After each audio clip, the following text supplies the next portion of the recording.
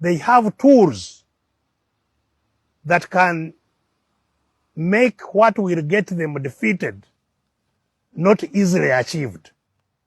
And what are these tools? The first one is the fear they create in the minds of people.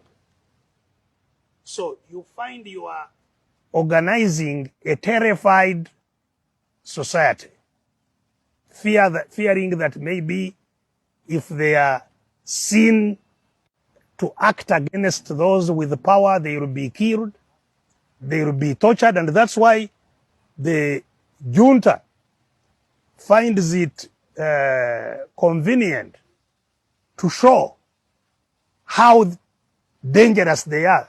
They torture people and then show them to their country. You know, see Kakwenza, look what Kakwenza has back.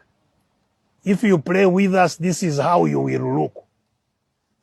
They show the dead, the what, and that's why Mr. Museveni is always putting on his uniform and a gun, saying we shall kill you. So they intimidate people's minds. But secondly, what does that have to do with uniting the opposition? It has everything to do with it, as I'm going to demonstrate. Secondly, they control all wealth for the country. So they determine who has and who doesn't have. They determine who lives well, who lives badly. Because they control all means, literally, of livelihood. And that's why they are arrogantly saying we are bringing money to the parishes. You know, we are the ones who determine you are getting better. Wealth creation, we are the ones who give wealth creation and so on.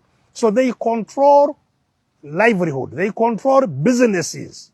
If we want to win a business, they are the ones to determine. You've been seeing the debate on who controls the building of hospitals and so on and so forth. So they control means of livelihood. These are tools they can apply to us, those of us who are in opposition. If you play by what I say, I will give you something to eat. And that's why, even as we talk, there is a lot of debate on those who may or may not have been compromised by those who control power. You've been hearing General Saleh, I will not help you. You know, if you don't apologize. I will withdraw my political support. Speaking to an opposition. Yes, precisely. If you don't... I will withdraw my political support. So if you don't do what I say, you know, I will kill you politically. I have the power to do so. The purpose for this is, first of all, that indeed they have the right to give money, and that money can translate into political power. So they determine which candidate will succeed, which one will fail. And therefore, even as we are in parties, I told you there are many people motivated by their personal success. So those who are motivated by their personal success, and there is somebody saying, if you don't unite, I will give you something. They will not unite and get something.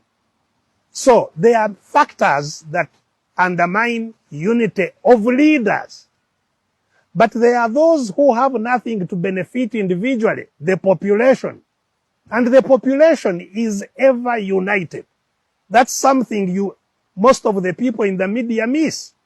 That even as we may be divided as leaders, the population is united. Even in elections. That's why in elections, you have only people. You have people whom the population sees as giving them possibly the best chance of change. The population, regardless of their parties, unites behind that person. I've been a candidate myself. Not everybody who voted for me was FDC. Not at all. They think that you represent what can cause change. They are united behind you. So yes, the leaders quite often will show elements of disunity. But that is not determinant. So we have not failed to cause change because of the disunity of leaders. We have failed to cause change because we have not yet organized the population enough